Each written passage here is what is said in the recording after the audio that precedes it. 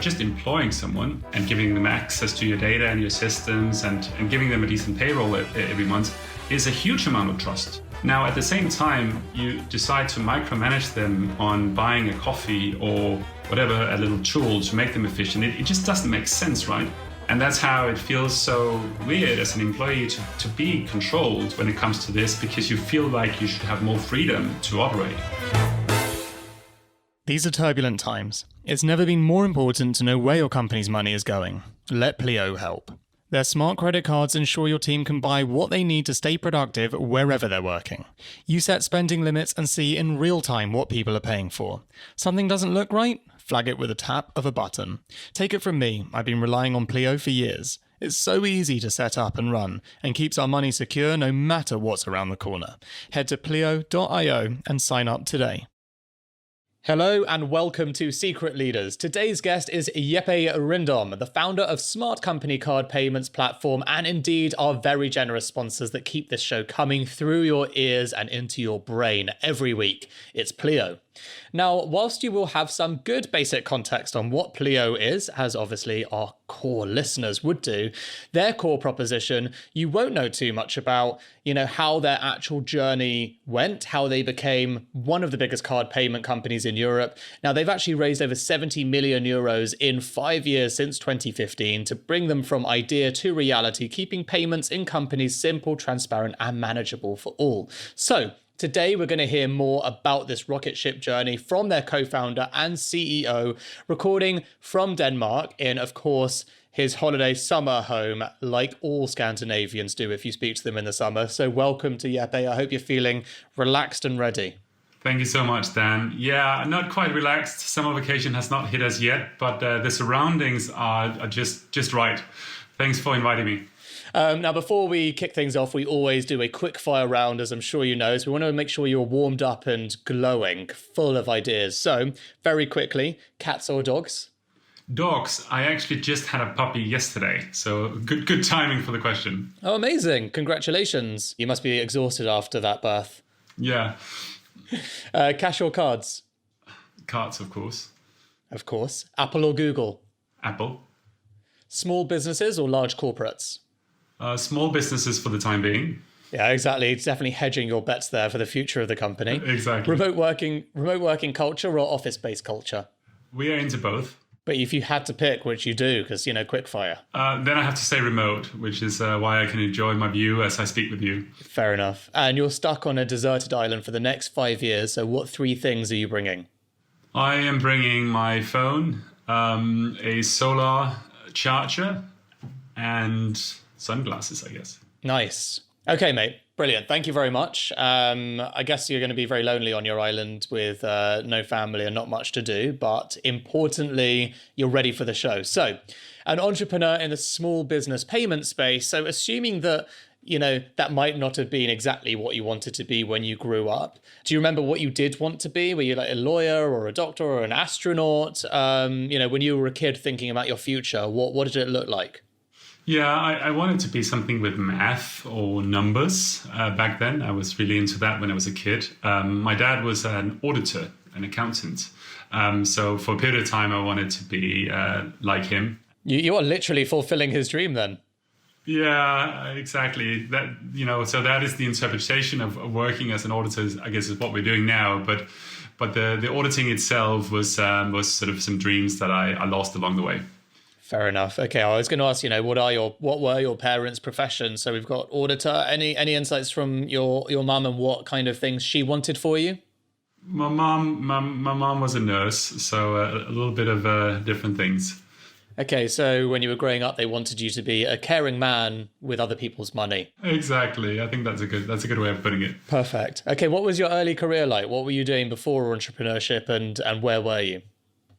Yeah, so I went into university, and I think I was just dragged along to what was the best thing to do when you were out of university. I was very competitive back then, and the good scholars, the good students were into management consulting and investment banking. So that's actually what I did. I went into management consulting at McKinsey. That was my first job, and later on I actually went to investment banking. So that was like the first 6-7 years of my career was working with large enterprises on the advisory side, you could say. And then I moved into working with one of my clients, so also a large enterprise, leading their strategy team. And then I would say after 10 years of working with large businesses, I wanted to do something completely different. And then for the past 10 years, I've been only in tech, mostly in fintech, and really just enjoyed being a part of smaller businesses, building it from scratch. Okay, fair enough. Where did you meet your co-founder, Niccolo, then?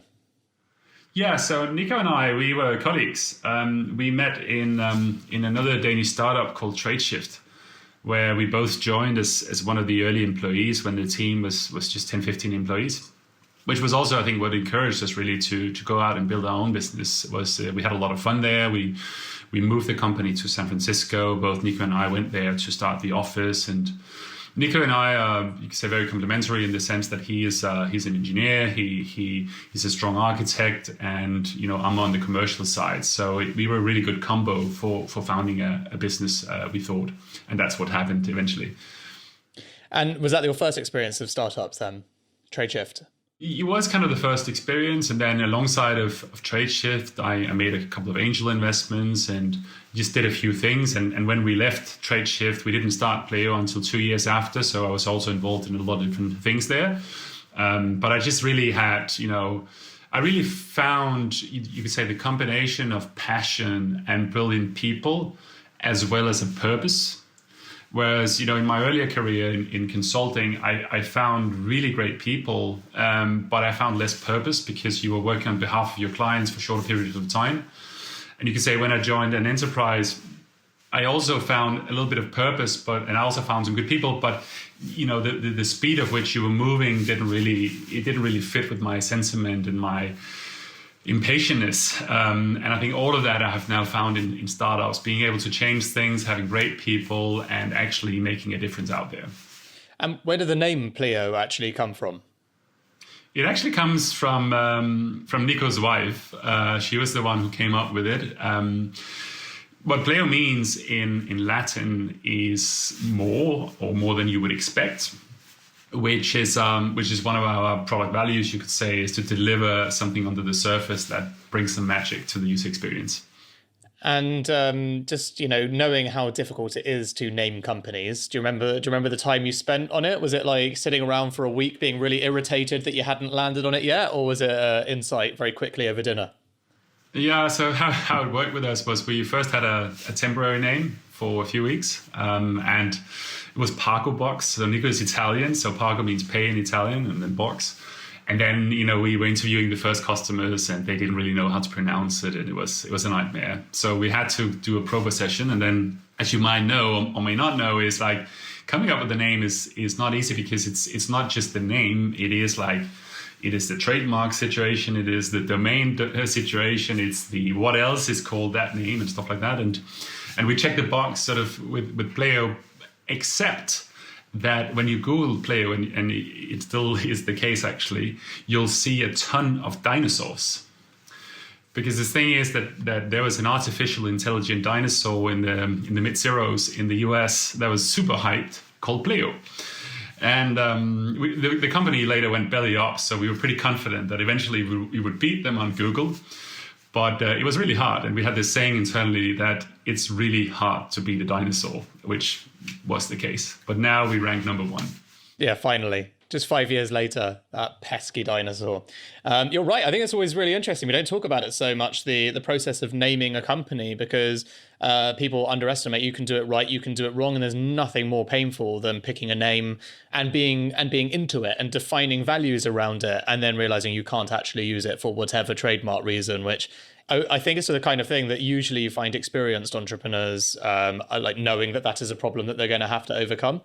So I'm always curious about that. Okay, take us back to your first insight behind why Pleo should actually exist. What was that moment that caught your attention?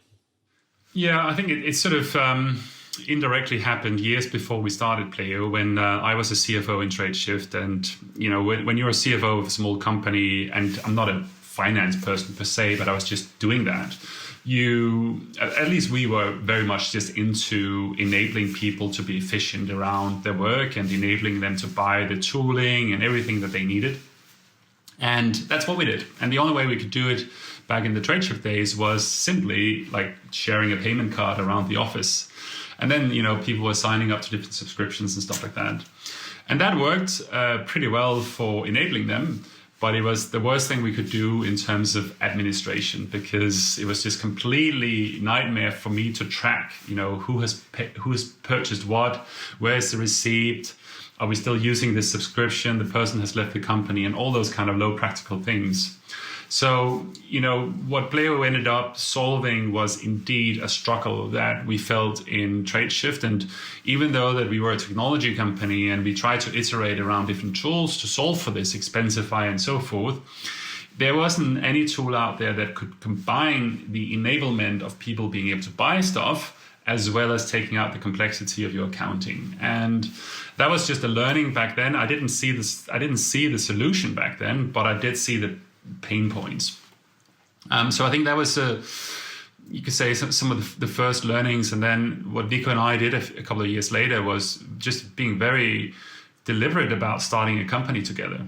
And we were really structured around it. And we started to look into different problem areas. And this was one of the problem areas that we looked into. And Nico had just been consulting for a mobile payments product in Denmark, and he was pretty up to date in terms of combining software with payment technology. And that's how some of the magic or the solutions behind Pleo was invented, was his technical expertise and then, my understanding of all the pain points out there.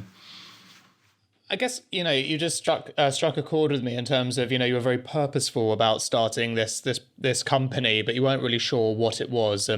About a year and a half ago, I went through exactly the same experience with my business partner. It's complicated when you want to start a company and you could do anything. In some ways, it's far more difficult than having a very restricted set of guidelines. So you almost have to set it for yourself.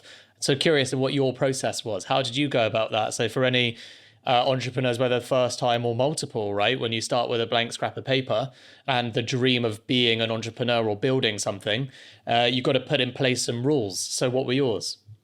Yeah, I think in the beginning, there was, when it was just Nico and I, the purpose was just, we wanted to build a company. And the reason why we wanted to build a company was, the journey of it, but it was also to put together a group of people where we could form, the culture and the principles of working together. But in the beginning, it was just, creating a company. And when you have that purpose, it's all about the product in the beginning. And we were just figuring out what are the tangible pain points out there and how can we bring a solution. We didn't think too much about purpose and all of that until later.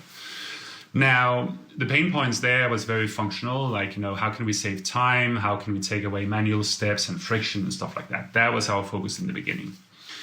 Now, what happened 1 to 2 years later was that our clients were starting to give us feedback that we were actually solving bigger problems for them than just the functional parts. Suddenly they were hearing feedback from their employees, the users of Pleo, that it was not only about saving time, it was also about enabling the employees, about empowering them to do their work and, take away the bureaucracy and take away the very top-down controlling of buying stuff. So essentially passing on trust to the employees through our product. We had built our product in the way that we wanted to use our product. So you could say the values of which we had built our business were passed on to our product. And we had built our business on trust, on enabling everyone, making sure that you find the best and you make the best out of them. And that were the values that we had passed on to our product. And suddenly we were starting to get that feedback from the clients that we were also a culture enabler. And that was actually the tipping point where we were like, okay, then maybe we're on a bigger purpose than just solving functional stuff. We're on a purpose of actually changing the workplace. And that's very much the purpose we have in Pleo today, is about really making every employee feel valued through our product. And making them feel valued by being in control, being empowered to do the stuff they want, taking away the friction of manual stuff. That's the purpose we have. whilst not compromising that the company or the CFO also needs to be in control, needs to have the transparency and the analytics to feel confident that, trust is assigned to the employees, right?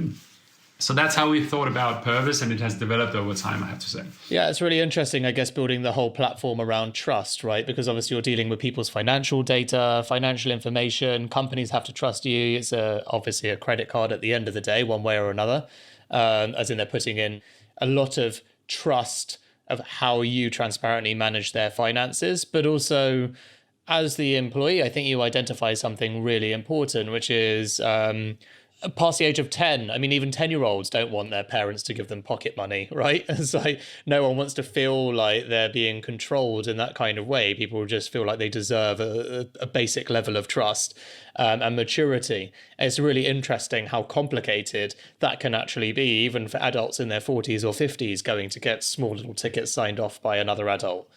Yeah, exactly right. And I think there's been this, you could say, misbalance between the trust of you and your worker versus, for instance, allowing them to spend company money. That, just employing someone and giving them access to your data and your systems and giving them a decent payroll every month is a huge amount of trust. Now, at the same time, you decide to micromanage them on buying a coffee or whatever, a little tool to make them efficient. It just doesn't make sense, right? And that's how it feels so weird as an employee to be controlled when it comes to this, because you feel like you should have more freedom to operate. And those are some of the problems that we solve. Yeah, makes a lot of sense.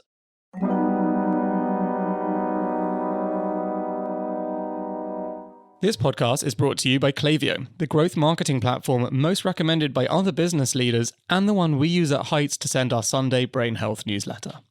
In uncertain times, supporting your community and fostering relationships by being open and empathetic is a strategy that's going to be appreciated and remembered far beyond today. Now, one of the best channels to deliver these communications is always going to be email. Email marketing is one of Klaviyo's foundational offerings, and when you leverage personalization driven by a 360-degree view of the customer, you're going to create memorable marketing moments that cultivate lifelong relationships with your community. Now, Klaviyo truly understands how challenging it is for each and every one of us entrepreneurs to get our businesses off the ground, let alone navigate trying times like these. Klaviyo is here to help brands communicate, engage, and foster relationships now and when all of this is just a distant memory. Visit klaviyo.com, that's klaviyo.com/leaders today. You've got a nice big vision, a unique insight. What was your first year like? So take us behind the scenes. Did you just get going? Did you raise money? So from 2015 onwards, what was the story? Yeah, I mean, Nico and I, we started sharing an office, and we looked into one problem space, which was around payroll and stuff around that. And we scrapped that project after 6 weeks. And then we zoomed in on Pleo, and we started to write up a vision. And I would actually say that the vision that we lined up the first week for Pleo is actually what we're executing on today, and it hasn't been modified a whole lot. So that we got that nailed really early on.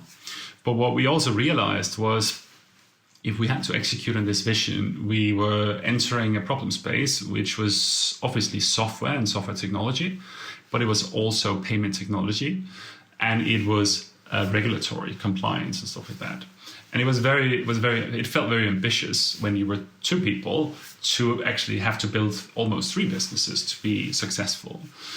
So fairly early on, we realized that this would take some money, and we had to go and raise some cash before having an alpha or a beta in the market, because just being able to assign cards and have payments, was a big thing, and we needed money for that. So we were sort of executing under the complexity that we needed money before we could build product. And we went out and we raised a bit of money, half a million euro or €1 million on a PowerPoint. And that sort of enabled us to hire the first team. First person we hired was Nico's wife. And she did a ton of extremely valuable user research for us, just trying to validate the vision and the ideas and structure that and feed it back to Nico and I. And then, we started on hiring engineering and really just building the alpha part of the product, which took us a good amount of time. Again, because of the payment complexity, it took us about a year or a little bit more before we had a card and we could actually purchase something and start getting some real validation on the ideas. As a self-identifying impatient man, how does that first year, reflecting on it, what was it like for you? Were you fully bought in and aware of what that process would be like in advance, or were you kind of taken aback by how long it actually took and therefore frustrated a lot of the time? I think we could see it coming. That was also why we raised a bit of cash. We knew that this would take some time. But I have to say that, there were moments when I spent late evenings drafting compliance policies on business continuity and all that kind of stuff before we even had a product in the market, where I was like, what am I spending my time on here? We don't have a single customer, yet I'm still drafting all these super complex policies as if I was a bank already. But that was just stuff that we needed to deal with before we could, check the box and get our licenses running and then eventually get the first customer. So there was a bit of frustration here and there, but I would say all in all, we were just tremendously excited because we were still speaking with customers, even though that we didn't have a product. We were doing marketing. We were accumulating a wait list. So we were getting validation on our vision, and we were getting so much strong feedback out there. And there were like a few hundred customers ready to onboard, even though that we weren't live. So we did feel that there was progression also on the commercial side, despite that we didn't have a product in the market. Yeah, I mean, it's interesting, like for me hearing this, because I was a customer in my last business of you guys, and I didn't actually realize I must have been so very early in it because it was 3 or 4 years ago. So, and I'm assuming the UK was an early market for you then. It was our second market. So we ran our beta in Denmark in second half of 16, and then we launched in Denmark January 17, and then in the UK 6 months later. Yeah, okay, that makes sense.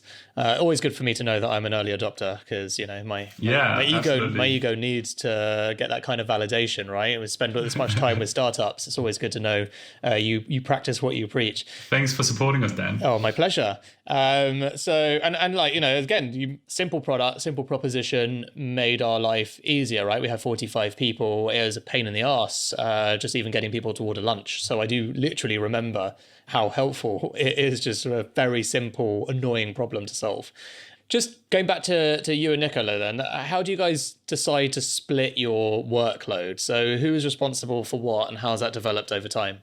Yeah, I mean, it felt completely natural in the beginning, to be honest, because our profiles were so different that, of course, Nico would run engineering. Of course, he would run the architecture and all of that. And of course, I would do, the business side of things. I think where we had a bit of a gap in the middle. We were so different that we actually didn't overlap at all.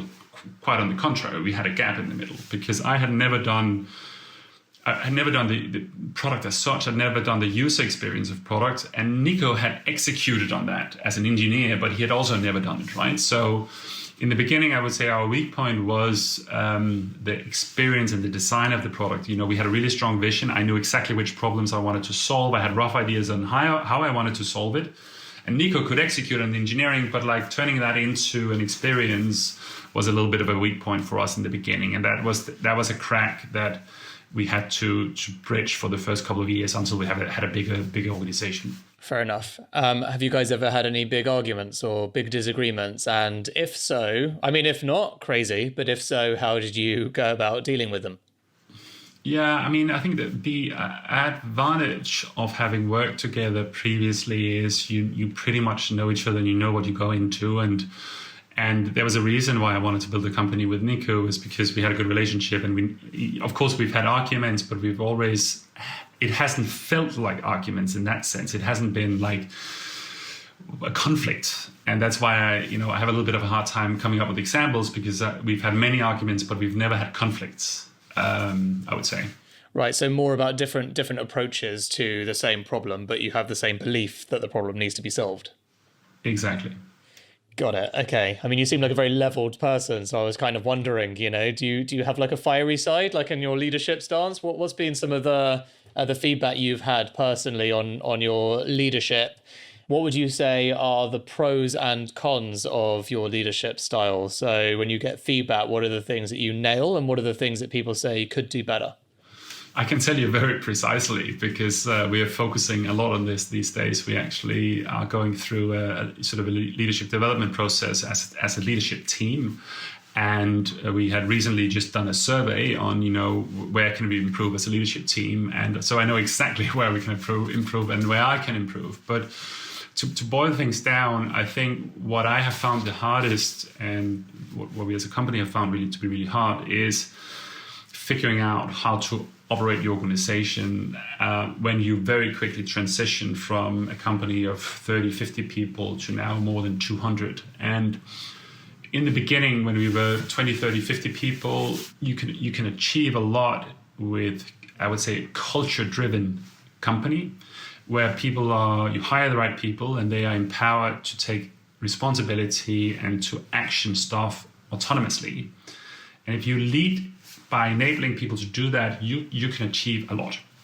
That can also be tremendously helpful when you're 200, but no longer is it enough. And I think that's where we've struggled in the past times, is that we've accelerated extremely fast from 50 to 200, but we have not had enough time, or we hadn't been good enough at complementing the strong cultural part with structure and direction. Because no longer can the cultural element stand on its own. And I think that has been a struggle for us, that on one side, you want to enable people to find their own direction and really, pull in the right direction. Because I am a big believer that the people that has the pulse of whatever they're doing and that are the specialists and know stuff in depth should also be the one that sets the direction, because there's no way I can do it. And I've seen too many companies having what I call a disconnect between management and reality. And I don't want that to happen. Yet, you cannot just expect that is done everywhere. And when you grow as fast as we do, not everyone will have the context to find their own direction. And if you don't find a way of supporting them and actually setting the direction, you end up wasting a lot of time and causing a lot of noise in the organization. And that's why, structure and direction is still important, even if you are a believer that, those that can find their own way should just, go do it. And that's a balance that I think, we need to focus more on in Pleo to find, and something we are focusing a lot on these days. And what about on a personal level? Because I mean, a lot of that, the way that I read a lot of the answers there is correct, right? It was like, actually, buck stops with me. I'm the CEO and founder, so all of these feedback points are things that I need to personally work on. But then, on a more personal level, what's been the most surprising bit of feedback that you've had? Because obviously, it's quite different when you're in a giant structure in a bank, and there's loads of ancient old processes around to give you feedback constantly by your manager. Suddenly you're the manager, you're the boss, you're where the buck stops, and everything kind of changes, and your understanding of how to personally grow and develop really changes. So, how have you structured being able to learn and develop? Yeah, I mean, I think the answer sits very close to the discussion we had before, because ultimately it is my responsibility that this happens. And I've been the person that have been such a big believer in an empowering way of leading a business. And now, I think we still very much believe in that, but now it has turned into our weak point. And that is my responsibility, right? And I can give you a couple of examples that, for instance, having product values that everyone should be autonomous and, be able to go do and all that kind of stuff is actually now what people in Pleo do not want, because we have too much of that. Instead, they want more structure and guidance from above. And I've expressed I have a little bit of anxiety about management teams, because I've just seen, first of all, what I talked about, the management team disconnect. And I've also seen that, just defaulting in thinking you should make decisions in the management team is not the right way to go about it. And it can be so demotivating not to be a part of the management team. So I've always been like, let's not have a management team. Let's just have, circles of people that runs parts of the business, but they are open circles, anyone can join it. That's what I have believed in. But now I also realize that, too much time is spent before we take decisions because no one knows who's going to take the decisions. And now I need to complement this with more structure, potentially having a management team and more clear alignment of who has decision power and where to go for being challenged and where to go for making decisions.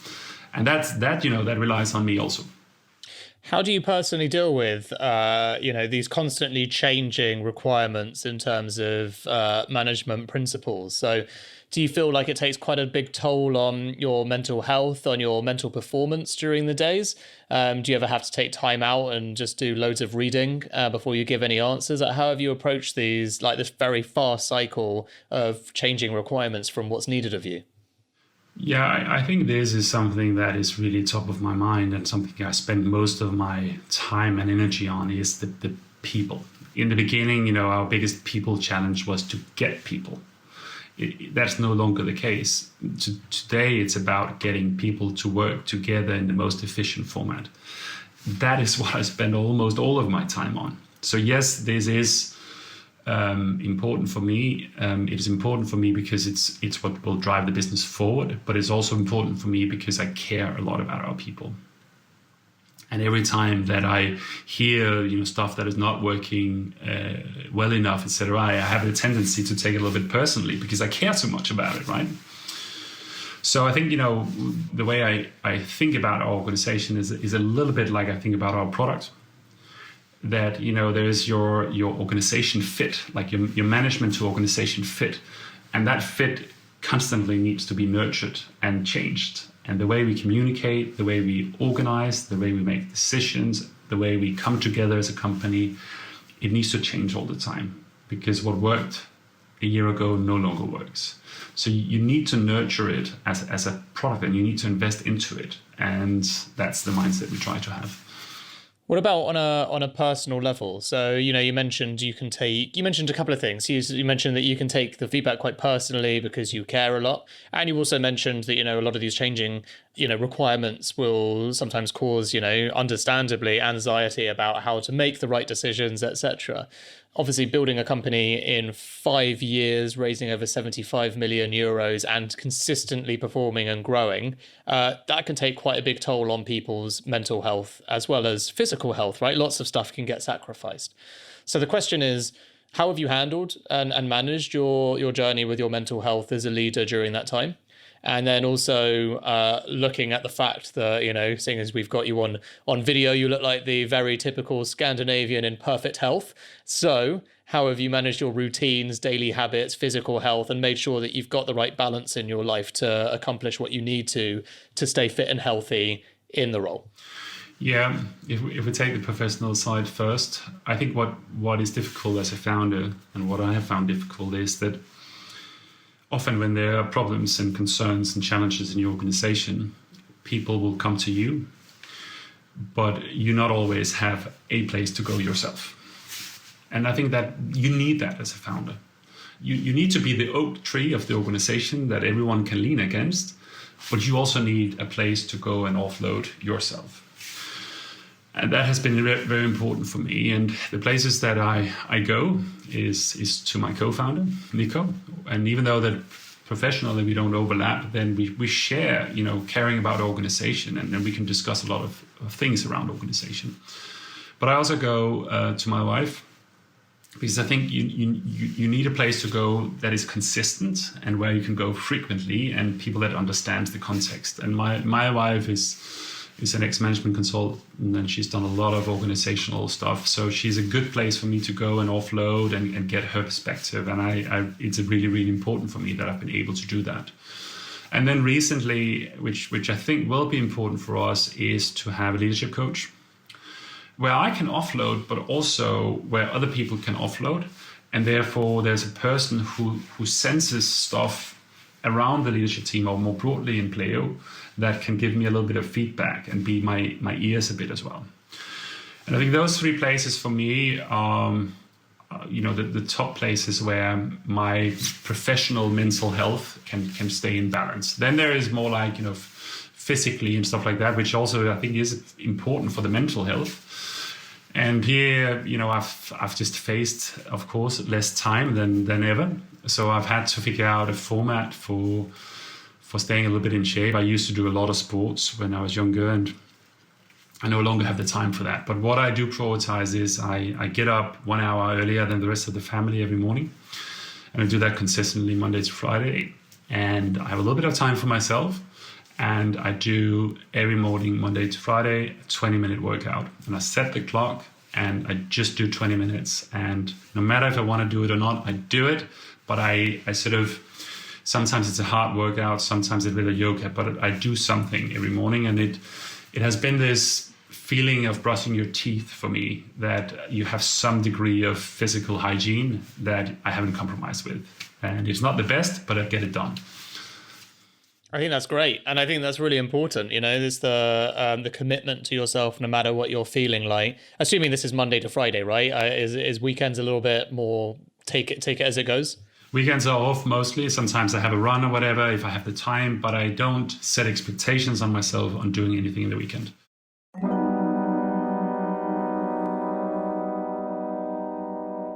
Heights make a fully sustainable, natural smart supplement designed for mental performance and cognitive longevity, which is trusted by many of our Secret Leaders guests, including the founders of Calm, Moonpig, Mumsnet, Planet Organic, WeTransfer, Shazam, and the list goes on and on. Listeners to Secret Leaders can level up their brain power and get 25% off their first month with the code LEADERS at www.yourheights.com. A lot of success for business leaders is based on basically well-taken decisions. Compound enough of them, you've got a successful company, compound enough of them and you've got a bad one. What would you say is the worst decision or mistake you've made so far as a CEO, and what did you learn from it to, alter the course? There's the very sort of low practical, tangible decision that I think we've picked up a little bit of a bill in Pleo lately, and that is really investing into to business intelligence and insights and data and stuff like that. And we are really making big investments here. And I think had we invested into some of this earlier, we would have been in a better shape now. But it's something that we're very much big believers on. And now we are really investing into that. That is the tangible, looking in hindsight, that is a tangible piece where I wanted to have invested into data engineering earlier in the journey. But from a leadership perspective, I think it is around the topic that we've discussed, being more aware of the transition between you could say, cultural-driven company and a more mature top-led company that I think somehow needs to be, that transition needs to happen. You can interpret top-led in different ways and you can have different values around that, but it needs to be more top-led going forward than it has to be in the early days. And doing this journey over again sometime in the future, it's something that I would be more mindful of. I went to SaaStr a couple of years ago, and I was extremely inspired from this founder who successful technology company, and he talked a lot about leading his company from a pure culture, and I was so excited about it because I felt that it was so much how I was thinking about this, and I managed to get a call with him, and my ambition was to have him as my mentor, and it was like a year later. And the conversation disappointed me so much because he basically said to me, yeah, that didn't last. It just didn't last for us. Those were the days, right? And I was so disappointed. I was like, why? And I must say now that I understand it. You cannot keep leading your company on culture. It can be so important forever, but you need something on top of that. And that I have now realized. Yeah, very interesting. Well, I guess, it's a bit like never meet your heroes, right? You have this idea of the golden bullet that you hope someone's going to help coach you through, but alas, doesn't necessarily exist. What would you say is the lowest point of your career so far? I mean, assuming that might not be at Pleo, but I mean, obviously interesting if it is. And how would you say you handled that? I mean, were there moments where you definitely didn't think you were going to make it, or you lost key employees that you used to think like the entire organization was built upon? These are examples from previous guests, obviously, so not projecting yours, but what was yours? Yeah, I mean, the lowest point in Pleo, I think, was fairly recently around COVID, right? Where I think for the first time we had to stop and just rethink a lot of things. We'd been I would say fairly school example of how to build a company. We hadn't had tough times until then, and then suddenly overnight we saw the world changing. We obviously were very exposed to small businesses, and as a business we of course also run on the transaction activity, and suddenly businesses stopped operating. So we had to put together a plan really fast. And even though that we were well capitalized, and we are very well capitalized, we had to make some hard decisions. And it was just very hard. It was just very hard for me to take that decision and communicate it to the organization, and harder than I thought. It actually took me by surprise. And we said goodbye to some colleagues, not many, around 6%. So I think it wasn't like very substantial compared to other cases, but just the fact that I felt that we had to break a promise, because we tried to live up to a promise that, of course, people will leave our company, but no one should leave surprised. And, occasionally some people would leave surprised, but then we would feel that we had done our part at least. But here, for the first time, I felt that we broke that promise. I think that some people left very surprised. How did you deal with that, out of interest? We tried just to communicate extremely openly about it and take responsibility and really take people through the journey of what did we do here? Why did we take this decision? Why was this important? And also we just realized that this was a broken promise. And I think that was the best way we could do it, but still it was tough. It was tough on me, but it was also, I think, a little bit tough on the organization. We also took the decision very fast. We took the decision mid-March, or like a week after, and there was a lot of other companies that you could say that the news around companies taking decisions, it was not out there. So we felt a little bit like a first move. I think had we done it a month later, where tons of companies had been out there, it would have been a little bit easier for the organization to realize that, of course, we had to do the same. But at that moment, when I communicated, people were a little bit surprised, and that didn't make it easier. And do you remember in the period straight afterwards, like was your inbox sort of flooded? Were you, what was like the communication protocol? And I guess the reason I'm asking this is so interesting, I think, for listeners, who are entrepreneurs, a lot of us, myself included, have been in a situation when you need to let a team go, or you need to let a group of people go. That feels hard, intense, and difficult to manage, but in a physical space, it feels a lot more human, because you get to look eye to eye and take on board the responsibility that's required, etc. And obviously, that's taken away from you in a remote working culture. So, how did you find that experience just on that basis? It didn't make it easier. I think it worked fairly well in terms of the planned communication. I was able to communicate to the entire organization and have eye contact and stuff like that. But then, afterwards, all the vending and the small chit chats and the teams that needs to come together and think forward. That part was tough, I think. It was also tough for me to sense the shape of the organization, because I didn't have my ears of listening what goes on in the office, and are people quiet, what chats I couldn't sense that, right? So what I did was I started to have tons of one-on-ones, random one-on-ones, just for me to get the vibe. And I did around 10 a day, 10 minutes each. So I prioritized an hour and a half every day to have 10 chats. And then I went on a walk, and I just had 10 people just to get the pulse, what's going on, how are you feeling about this? And I did that for a couple of weeks, and then I started to get a little bit of a pulse of what was going on. Yeah, that's really good. I mean, it's just really interesting to hear the different insights and how people handle that. How do you think you as a company in general have adapted to working remotely during COVID? Pretty well. I mean, I think for any technology company, it's not such a big deal, right? I think in 24 hours, we've completely, flipped around the company and everything worked remotely. So I think after that, it was more like, are people as motivated working remotely? Yeah, and what do you think? And what are you thinking about going back to the office? Given the choice, what's your current thinking? And, again, interesting to know how you're approaching it. Yeah, so we've been back for a while. I mean, the Copenhagen office has been back for a month. Sweden and Germany has been back for a few weeks, and the only office which is still struggling a bit is the London office. I feel that most people have been fairly efficient from home, and some have been even more efficient. But there is this intangible piece that I think a lot of us have missed. And for me personally, I also felt very efficient, but I just felt a whole lot energized being amongst my colleagues.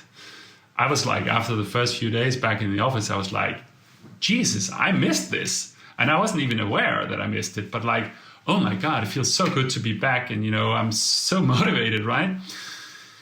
And it wasn't the same for me to be from home. And I think a lot of people felt that. And then there are also some that are like, I don't need to go to the office. And that's completely fine as well. Yeah, okay. So you've had like a sort of adapting role and basically how people can approach work in this current period. Yeah. Got it. Okay, what's the best piece of advice that you've ever received? Just thought I'd drop that really easy question on you out of nowhere.